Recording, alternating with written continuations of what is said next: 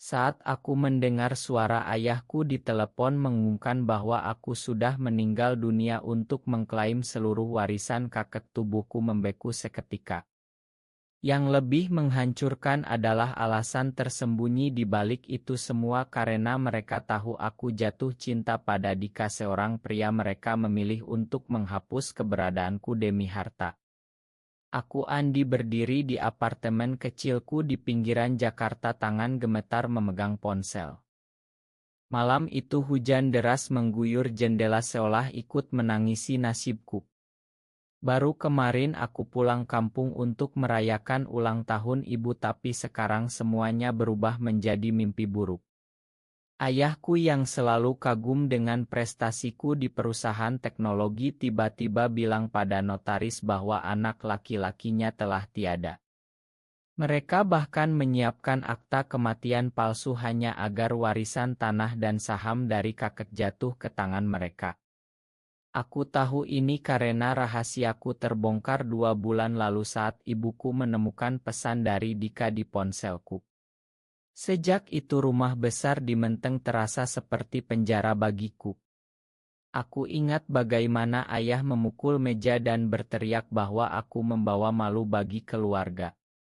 Di Indonesia seperti ini cinta sesama pria bukanlah hal yang diterima begitu saja.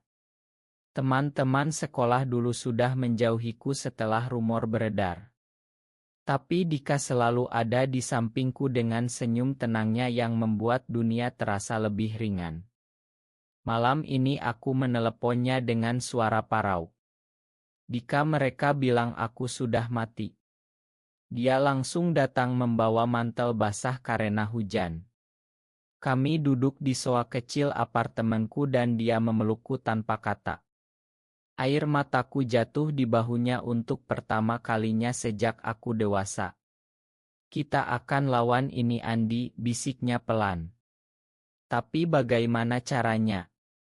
Aku kehilangan segalanya dalam sekejap. Rekening bankku diblokir, saudara sepupuku yang bekerja di bank keluarga sudah memindahkan dana. Bahkan teman dekatku Riko yang kukira setia ternyata diam-diam memberitahu orang tuaku tentang hubunganku dengan Dika. Pengkhianatan itu seperti pisau yang menusuk punggungku. Pagi harinya aku pergi ke kantor notaris sendirian. Hujan masih turun dan jalanan macet seperti biasa. Saat aku berdiri di depan gedung tinggi itu, hatiku berdegup kencang. Notaris itu pria tua yang dulu sering main catur dengan kakekku. Dia melihatku dengan mata terbelalak. Andi, kamu hidup? Tanyanya pelan. Aku mengangguk dan menceritakan semuanya. Dia menghela napas panjang dan bilang bahwa akta kematian itu sudah diproses tapi masih bisa dibatalkan jika ada bukti. Malam itu di kai kecil dekat stasiun aku bertemu dengan Dika lagi. Kami minum kopi hitam sambil berbicara tentang masa depan. Aku tidak mau balas dendam, kataku pada Dika. Tapi aku harus ambil kembali apa yang menjadi hakku. Dia mengangguk dan tangannya menyentuh tanganku di bawah meja. Sentuhan kecil itu memberiku kekuatan. Di luar sana Jakarta terus berdenyut dengan lampu-lampu neon dan suara klakson. Tapi di dalam hatiku ada badai yang baru saja dimulai. Aku tahu perjalanan ini tidak akan mudah.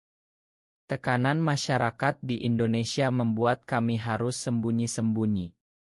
Teman-teman gay lain yang kukenal di komunitas bawah tanah pernah cerita tentang keluarga yang melakukan hal serupa. Ada yang bunuh diri, ada yang kabur ke luar negeri. Tapi aku tidak mau jadi salah satunya. Aku ingin hidup sebagai diriku sendiri. Besok aku akan mulai mencari pengacara. Dika bilang dia punya teman lawyer yang bisa bantu secara diam-diam. Saat kami berpisah di depan apartemenku, Dika memelukku lagi dan berbisik, kamu tidak sendiri Andi. Kata-kata itu seperti pelita di tengah gelap. Aku masuk ke kamar dan melihat foto kakekku di dinding. Dia yang dulu mengajarkanku bahwa harta bukan segalanya tapi integritas yang penting. Mungkin sekarang waktunya aku buktikan itu. Malam semakin larut dan aku mulai menulis surat untuk orang tuaku. Bukan surat marah tapi surat yang berisi pertanyaan mengapa mereka memilih harta daripada anaknya. Tapi aku belum kirim. Masih terlalu sakit. Di luar hujan reda dan bintang-bintang mulai muncul di langit Jakarta. Aku berharap besok akan membawa jawaban. Pagi harinya aku bangun dengan kepala berat karena kurang tidur. Dika sudah mengirim pesan pagi aku di luar bawa sarapan. Kami duduk di balkon kecil apartemen sambil makan roti bakar dan kopi. Dia cerita tentang masa kecilnya di Surabaya di mana dia juga harus sembunyi dari keluarga besarnya. Aku pernah hampir menikah dengan perempuan karena tekanan orang tua, katanya sambil tersenyum pahit. Tapi aku mundur di detik terakhir. Cerita itu membuatku sadar bahwa aku tidak sendirian dalam perjuangan ini. Di Indonesia banyak pria seperti kami yang terjebak antara cinta dan kewajiban keluarga. Setelah sarapan kami pergi ke kantor pengacara yang direkomendasikan temannya. Pengacara itu bernama Pak Budi, pria paruh baya dengan kacamata tebal. Dia mendengarkan ceritaku dengan sabar dan mencatat setiap detail. Ini kasus pemalsuan dokumen serius, katanya.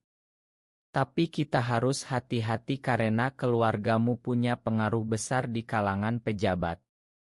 Pak Budi menyarankan agar aku kumpulkan bukti pesan-pesan lama dari orang tuaku yang menunjukkan penolakan karena orientasiku.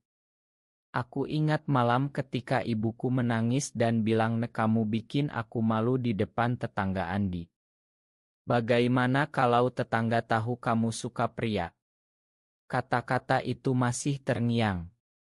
Siang harinya aku bertemu Riko, teman yang mengkhianatiku. Kami janjian di taman dekat Monas. Riko datang dengan wajah cemas. Ma Andi, aku terpaksa, katanya sambil menunduk. Ayahmu ancam akan memecat ayahku dari perusahaan kalau aku diam. Pengakuan itu membuatku marah tapi juga sedih. Di Indonesia ikatan keluarga dan pekerjaan sering kali lebih kuat daripada persahabatan. Aku memakannya tapi hubungan kami tidak akan sama lagi. Sore itu Dika mengajakku jalan-jalan ke pantai Ancol. Kami berjalan di tepi laut sambil memegang tangan diam-diam saat tidak ada orang. Angin laut membawa aroma asin yang menyegarkan. Aku cinta kamu apa adanya, katanya tiba-tiba. Kata-kata itu seperti obat untuk luka hatiku. Malamnya kami pulang dan aku mulai menulis email ke saudara-saudara jauhku yang tinggal di Bandung. Aku cerita semuanya tanpa embel-embel. Beberapa hari kemudian balasan datang. Bibi Ratna yang dulu dekat dengan kakekku bilang dia akan bantu. Kakekmu pasti tidak setuju dengan apa yang dilakukan adikku, tulisnya. Dukungan kecil itu memberiku harapan. Tapi di sisi lain orang tuaku mulai menyebarkan berita bahwa aku meninggal karena kecelakaan mobil di luar kota. Mereka bahkan mengadakan doa arwah kecil di rumah. Aku tahu karena ada Oto yang dikirim teman lama. Melihat Oto itu aku menangis di kamar mandi. Bagaimana bisa orang tua sendiri melakukan ini? Di tengah malam Dika datang lagi. Kami duduk di lantai dan dia membaca buku puisi sambil aku bersandar di bahunya. Kita akan lewati ini bersama, katanya. Aku mengangguk meski hatiku masih kacau. Besok aku harus ke pengadilan untuk mulai proses pembatalan akta kematian. Pak Budi bilang butuh waktu tapi kita punya bukti kuat. Aku berdoa dalam hati semoga keadilan masih ada di negeri ini. Minggu berikutnya aku mulai bekerja relance dari apartemen. Hidup harus terus berjalan meski dunia seolah runtuh. Dika bekerja sebagai guru di sekolah swasta dan setiap malam dia pulang membawa cerita lucu tentang murid-muridnya. Itu membuatku tersenyum. Perlahan aku belajar bahwa keluarga bukan hanya darah tapi juga orang-orang yang memilih untuk tetap di sampingmu. Tapi luka dari orang tua masih menganga. Aku belum siap bertemu mereka. Mungkin suatu hari nanti. Bulan kedua setelah pengumuman kematian palsu itu berlalu dengan cepat. Pengadilan mulai memproses kasusku tapi keluargaku mengirim surat ancaman melalui pengacara mereka. Ayahku bilang jika aku melanjutkan mereka akan ungkap rahasiaku ke media. Di Indonesia skandal seperti ini bisa menghancurkan karier seseorang. Aku duduk di KAI dengan Pak Budi dan Dika membahas strategi. Kita balik situasinya, kata Pak Budi. Kita tunjukkan bahwa pemalsuan ini dilakukan karena diskriminasi orientasi seksual. Kata-kata itu membuatku takut tapi juga marah. Aku tidak mau jadi korban selamanya. Sementara itu ibuku menelepon nomor baru yang aku buat. Suaranya gemetar. Andi, pulanglah nak. Kita bicara baik-baik. Tapi aku tahu itu jebakan. Mereka hanya ingin aku tanda tangan surat pelepasan hak warisan. Aku tolak dengan tegas. Malam itu aku dan Dika pergi ke pertemuan komunitas gay rahasia di sebuah rumah di Kemang. Di sana aku bertemu banyak pria seperti aku yang punya cerita serupa.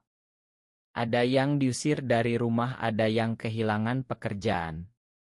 Cerita mereka membuatku sadar bahwa perjuanganku bukan hanya soal harta tapi soal harga diri. Salah satu dari mereka bernama Ajar bercerita bagaimana orang tuanya mengirimnya ke pesantren untuk disembuhkan. Tapi cinta tidak bisa disembuhkan, katanya sambil tersenyum. Kata-kata itu menggema di kepalaku sepanjang malam. Keesokan harinya berita di koran lokal mulai beredar. Anak pengusaha terkenal meninggal tragis, begitu judulnya. Oto lamaku dipakai. Aku marah sekali sampai tanganku gemetar. Dika memegang bahuku dan bilang, ini kesempatan kita. Kita pakai ini untuk ungkap kebenaran. Kami pergi ke redaksi koran dengan Pak Budi. Wartawannya mendengarkan ceritaku dengan mata terbelalak. Ini berita besar, katanya. Tapi dia juga bilang harus hati-hati karena pengaruh ayahku. Siang harinya aku menerima pesan dari sepupu yang bekerja di perusahaan keluarga. Andi, hati-hati, ayahmu lagi rencanakan sesuatu. Peringatan itu membuatku gelisah. Malamnya aku dan Dika tidur berpelukan di sofa kecil. Apa kamu menyesal jatuh cinta padaku? Tanyaku pelan. Dia menggeleng dan mencium keningku. Kamu adalah cahaya hidupku. Kata-kata itu menghangatkan hatiku di tengah dinginnya malam Jakarta. Besok pagi kami pergi ke Bali untuk istirahat sebentar. Di sana di pantai Kuta kami berjalan tanpa takut. Tangan kami saling genggam terbuka. Untuk pertama kalinya aku merasa bebas. Tapi di belakang kepalaku bayangan orang tuaku masih mengikuti. Aku tahu perang belum selesai. Di hotel kecil kami, Dika mengajakku bicara tentang masa depan. Kalau kita menang kita buka usaha kecil bersama, katanya. Ide itu membuatku tersenyum. Mungkin setelah semua ini berlalu kami bisa hidup tenang. Tapi saat kami pulang ke Jakarta kabar buruk menanti. Pengacara keluargaku mengirim surat bahwa mereka akan gugat balik dengan tuduhan pencemaran nama baik. Aku duduk di lantai apartemen dan menangis. Dika memelukku erat. Kita kuat, Andi. Di luar hujan lagi dan aku bertanya-tanya sampai kapan badai ini akan reda. Pengadilan mulai memasuki tahap sidang pertama. Ruangan pengadilan di Jakarta Pusat penuh dengan orang-orang yang aku tidak kenal. Ayahku duduk di bangku depan dengan wajah dingin. Ibuku menghindari tatapanku.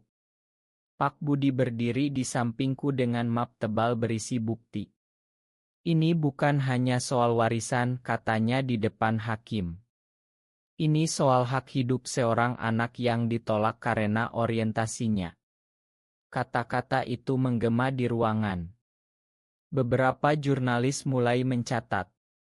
Aku melihat ayahku mengepalkan tangan. Setelah sidang Dika menungguku di luar dengan kopi hangat. Kamu hebat tadi, katanya. Kami pulang sambil membahas kemungkinan. Malam itu aku menerima telepon dari ibuku lagi. Andi makan ibu, katanya menangis. Ayahmu yang memaksa. Aku tidak sanggup kehilangan kamu. Suaranya membuat hatiku goyah. Tapi aku ingat bagaimana dia diam saja saat ayah memalsukan dokumen. Ibu harus pilih sekarang, kataku sebelum menutup telepon. Hari-hari berikutnya penuh dengan saksi. Riko datang sebagai saksi meski ragu. Dia cerita bagaimana ayahku mengancam keluarganya.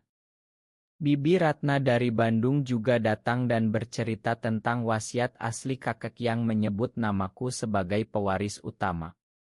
Suasana pengadilan semakin tegang. Di luar sana berita mulai menyebar luas di media sosial. Hashtag keadilan untuk Andi mulai trending. Banyak anak muda Indonesia yang mendukung ceritaku. Tapi ada juga yang menghina dan bilang aku membawa malu bagi bangsa. Di tengah itu semua Dika tetap setia. Kami sering duduk di taman kecil dekat rumah dan bicara tentang mimpi.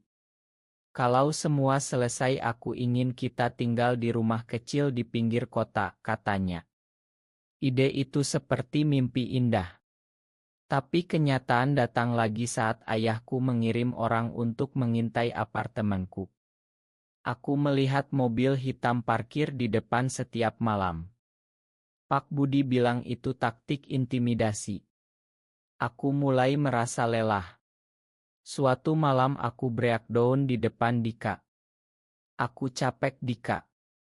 Mungkin aku menyerah saja. Dia memegang wajahku dan bilang kamu sudah sampai sejauh ini. Jangan menyerah sekarang. Kata-kata itu memberiku kekuatan baru. Sidang kedua berlangsung lebih dramatis. Ayahku naik ke kursi saksi dan mengaku bahwa dia melakukannya karena malu dengan pilihan hidup anaknya. Hakim mendengarkan dengan wajah datar. Aku berdiri dan bicara untuk pertama kalinya. Saya tidak minta apa-apa selain hak saya sebagai manusia, kataku dengan suara mantap. Ruangan hening. Setelah sidang ibuku mendekatiku di koridor. Andi, ibu bangga sama kamu, bisiknya sebelum pergi. Air mataku jatuh lagi. Mungkin ada harapan kecil untuk keluarga ini. Malam itu aku dan Dika merayakan kecil-kecilan di apartemen dengan makan malam sederhana. Kami tertawa dan berpelukan. Untuk sesaat dunia terasa benar. Sidang terakhir tiba dengan cepat. Pengadilan memutuskan bahwa akta kematian palsu itu tidak sah dan warisan harus dikembalikan padaku. Ayahku berdiri dengan wajah pucat. Bisnisnya mulai goyah karena mitra menarik diri setelah skandal tersebar. Ibuku menangis di bangku belakang. Aku tidak merasa menang. Hanya lega. Di luar pengadilan wartawan mengerubungi. Apa pesan Anda untuk anak muda gay di Indonesia? Tanya salah satu. Aku jawab pelan, jadilah diri sendiri. Cinta tidak salah. Dika menunggu di mobil dan kami pulang dalam diam yang nyaman. Tapi konflik belum selesai. Ayahku kehilangan kontrak besar dan rumah besar di Menteng harus dijual untuk bayar utang. Aku mendengar dari Bibi Ratna bahwa dia sekarang tinggal di rumah kecil di pinggiran. Suatu hari aku memutuskan datang ke sana. Ayahku membuka pintu dengan wajah tua yang aku hampir tidak kenal. "Masuklah," katanya pelan. Kami duduk di ruang tamu sederhana. "Aku salah Andi," katanya akhirnya. "Harta membuatku buta." Aku tidak bilang apa-apa, hanya mendengarkan. Ibuku keluar dari dapur dengan teh hangat. Matanya bengkak. "Ibu kangen kamu," katanya. Malam itu kami bicara panjang lebar tentang masa lalu dan masa depan. Bukan semuanya langsung baik, tapi ada celah untuk memakan. Dika menunggu di luar mobil. Saat aku keluar, dia memelukku. "Kamu melakukan hal yang benar," katanya. Bulan-bulan berikutnya aku mulai membangun hidup baru. Warisan yang kukembalikan sebagian kugunakan untuk bantu komunitas gay yang membutuhkan. Aku dan Dika buka kai kecil di Bandung yang ramah bagi semua orang. Teman-teman lama mulai kembali meski lambat. Riko bahkan minta lagi dan jadi pelanggan tetap. Suatu sore di kai kami, Dika mengajakku duduk di taman belakang. "Andi mau menikah denganku?" tanyanya sambil memberikan cincin sederhana. Aku tertawa dan menangis sekaligus. "Ya, di Indonesia pernikahan sesama jenis belum diakui, tapi kami tahu cinta kami nyata. Kami rayakan dengan keluarga kecil yang kami pilih sendiri." Orang tuaku datang meski canggung. Ayahku bahkan berjabat tangan dengan Dika. Itu langkah kecil tapi berarti. Aku melihat ke belakang dan sadar perjalanan ini mengajarkanku banyak hal. Tentang kekuatan hati, tentang pengampunan, dan tentang mencintai diri sendiri di tengah dunia yang keras. Tahun pertama setelah sidang berlalu dengan damai. Kai kami di Bandung ramai setiap akhir pekan. Anak muda datang untuk ngobrol dan merasa diterima. Aku sering bercerita pada mereka tentang perjuanganku. Dika selalu di sampingku dengan senyum yang sama seperti dulu. Suatu hari orang tuaku datang berkunjung. Ayahku sekarang membantu Dika dengan membersihkan meja. "Ini lebih baik daripada bisnis lama," katanya sambil tersenyum tipis. Ibuku belajar memasak menu baru dan tertawa bersama pelanggan. Luka lama masih ada tapi perlahan sembuh.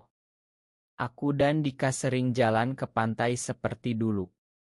Di sana kami berpegangan tangan dan bicara tentang mimpi. "Terima kasih sudah bertahan," kataku padanya suatu malam saat matahari terbenam. Dia hanya memelukku lebih erat. Di komunitas kami sekarang ada banyak cerita bahagia. Ajar yang dulu bercerita di pertemuan kini punya pacar tetap. Riko menemukan keberanian untuk terbuka pada keluarganya. Semua karena satu kesalahan orang tuaku yang akhirnya membawa kebaikan tak terduga. Aku sering duduk di teras kai sambil memandang langit Bandung yang biru. Hidup tidak sempurna tapi aku bahagia. Aku belajar bahwa keluarga bisa berubah dan cinta bisa menyembuhkan luka terdalam.